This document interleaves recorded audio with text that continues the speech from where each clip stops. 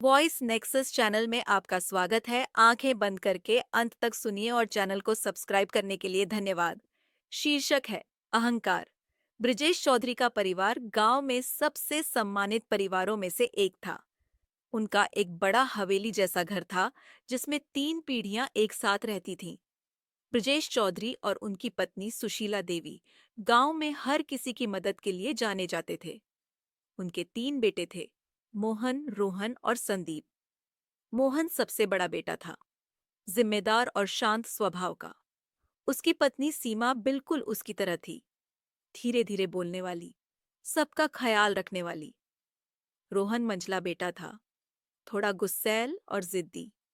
उसकी पत्नी नीता शहर में पली बड़ी थी और गांव के तौर तरीकों को अपनाने में उसे दिक्कत होती थी।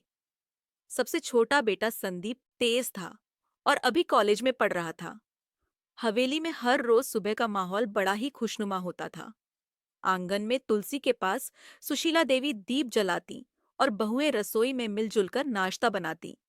लेकिन ये खुशियां जितनी बाहर से नजर आती थीं, अंदर उतनी ही कमजोर थीं। पहला झगड़ा बहुओं का टकराव। एक दिन की बात है। सीमा ने नीता से कहा, नीता, माँ जी को आज हलवा बहुत पसंद आएगा। तुम चाहो तो मैं ही बना दूं।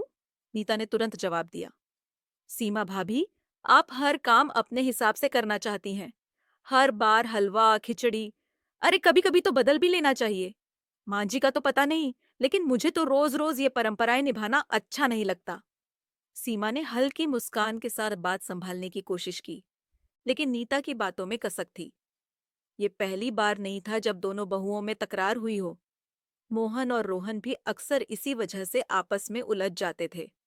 ब्रजेश चौधरी की चिंता। शाम को ब्रिजेश चौधरी बरामदे में चारपाई पर बैठे बीड़ी फूंक रहे थे। सुशीला देवी आईं और धीमी आवाज में बोली, आपने देखा, घर में रोज लड़ाई बढ़ती जा रही है। नीता तो जैसे इस घर में रहना ही नहीं चाहती। ब्रिजेश चौधरी ने गहरी सांस भरी। समय बदल रहा है सुशीला, लेकिन हमें घर तो जोड़े रखना है। बच्चों को समझाना पड़ेगा, वरना ये बड़ा घर भी छोटा लगने लगेगा। एक बड़ा फैसला। अगले दिन ब्रिजेश चौधरी ने पूरे परिवार को बैठक में बुलाया। देखो बच्चों, ये हवेली सिर्फ ईंट पत्थर की नहीं है, ये हमारे रिश्तों की पहचान है। मैं चाहता हूं कि हम सब एक दूसरे की आदतों को स्वीकारें। मोहन ने सिर झुका लिया, जबकि रोहन ने अनमने मन से हामी भरी। सीमा ने सहमति में सिर हिलाया, लेकिन नीता चुप रही। सुशीला देवी ने प्यार से नीता का हाथ पकड़ा। बेटा, मुझे पता है, तुम शहर की हो, यहाँ का माहौल अलग है, पर थोड़ा वक्त दो, सब ठीक हो जाएगा। नीता ने मजबूरी में मुस्कुरा दिया, लेकिन उसके मन में अभी भी असंतोष था। रहस्यमयी घटना। नीता का फोन। कुछ दिनों बाद घर में एक अजीब घटना हुई। रात के वक्त नीता को फोन पर किसी से बात करते देखा गया। सुशीला देवी ने अनजाने में उसकी बातें सुन ली। हाँ, मैं यहाँ ज्यादा दिन नहीं रुक सकती। रोहन को मनाने की कोशिश कर रही हूँ, लेकिन अगर नहीं माने तो हमें अपना अलग घर लेना ही पड़ेगा। सुशीला देवी के पैरों तले जमीन खिसक गई।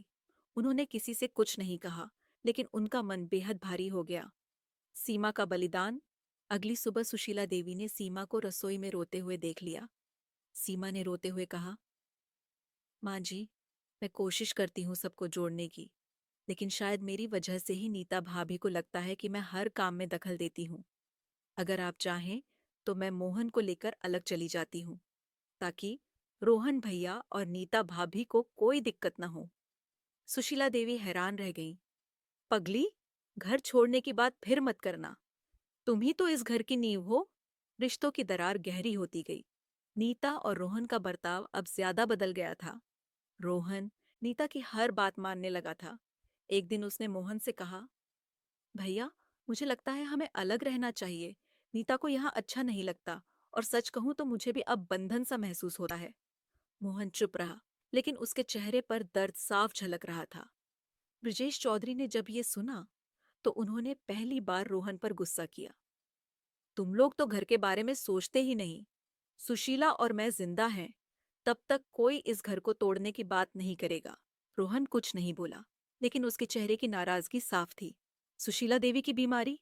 रिश्तों की तकरार के बीच एक दिन अचानक सुशीला देवी की तबीयत बिगड़ गई। तेज बुखार और कमजोरी की वजह से डॉक्टर को बुलाना पड़ा। डॉक्टर ने कहा, चिंता की बात तो नहीं है, लेकिन मरीज को तनाव से दूर रखना जरूरी है। सुशीला देवी ने बिस्तर पर लेटे हुए मोहन और सीमा को अपने पास बुलाया। उन्होंने धीरे से कहा, बेटा, मुझे अब बस यही डर है कि मेरे जाने के बाद ये घर बिखर जाएगा।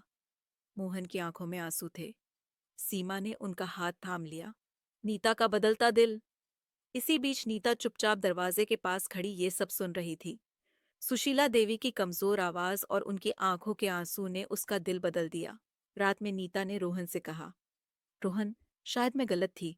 माँ जी कितनी परेशान रहती हैं हमारी वजह से। हम क्यों नहीं थोड़ी सी कोशिश करते? रोहन ने आश्चर्य से नीता को देखा। तुम्हें सच में लगता है कि हमें घर छोड़ने की जरूरत नहीं है? नीता ने सिर झुका लिया। नहीं रोहन, शायद मैं अपनी आदतों में बदलाव कर सकती हूँ। मैं इस घर की बहू हूँ, मेहमान नहीं। एक बड़ा बदलाव। अगली सुबह जब सब लोग नाश्ते के लिए बैठे, नीता खुद रसोई में जाकर सीमा के पास खड़ी हो गई। भाभी, आज हलवा मैं बनाऊंगी। माँ जी को पसंद है ना? सीमा ने हैरानी से उसकी तरफ देखा, फिर मुस्कुराते हुए कहा, बिल्कुल बनाओ। माँ जी तो तुम्हारे हाथ का भी बेसब्री से इंतजार करेंगी। मोहन और ब्रजेश चौधरी ने यह बदलाव नोटिस किया। सुशीला देवी ने नीता के हाथ का हलवा खाया तो उनकी आंखें भर आईं। बेटा, तूने तो मेरा मन जीत लिया। रिश्तों की डोर फिर मजबूत हुई। अब धीरे धीरे घर का माहौल बदलने लगा। नीता और सीमा मिलकर रसोई का काम करने लगी। रोहन ने भी पिताजी से माफी मांगी। मोहन और रोहन साथ बैठकर पुराने दिनों की तरह बातें करने लगे। सबसे छोटा बेटा संदीप भी अपने कॉलेज से लौटकर बोला, माँ, ये तो बहुत अच्छा हो गया कि अब घर में पहले जैसी रौनक वापस आ गई है। ब्रजेश चौधरी का भावुक भाषण। एक रविवार को ब्रजेश चौधरी ने पूरे परिवार को आंगन में इकट्ठा किया और कहा, देखो बच्चों, यह हवेली सिर्फ हमारी नहीं है। ये हमारे दादा दादी की मेहनत और प्यार की निशानी है। याद रखो, दीवारें तभी मजबूत रहती हैं जब उनका सीमेंट प्यार हो। झगड़े तो हर घर में होते हैं, लेकिन जो परिवार उन्हें पार कर ले, वही असली परिवार है। उनकी बात सुनकर सबकी आंखें नम हो गईं। कहानी का सुखद अंत। कुछ महीनों बाद घर में खुशियां लौट आईं। सुशीला देवी अब पूरी तरह ठीक थीं। बहुएं साथ में तीज और करवा चौथ की तैयारी करने लगीं। रोहन और नीता ने भी अपने मन में कोई शिकायत नहीं रखी। एक शाम पूरा परिवार आंगन में बैठा था। संदीप ने मजाक में कहा, अब तो लगता है ये घर फिर से वही पुराना चौधरी परिवार वाला घर बन गया है। ब्रजेश चौधरी ने मुस्कुराते हुए कहा, हाँ बेटा, टूटते रिश्तों का संगम ही तो असली खुशी है। चारों तरफ हंसी और खुशी की गूंज थी। हवेली की दीवारें भी जैसे फिर से मुस्कुरा रही थीं। अंत में चैनल को सब्सक्राइब करके हमारी हेल्प कर सकते हैं। सब्सक्राइब करने के लिए धन्यवाद।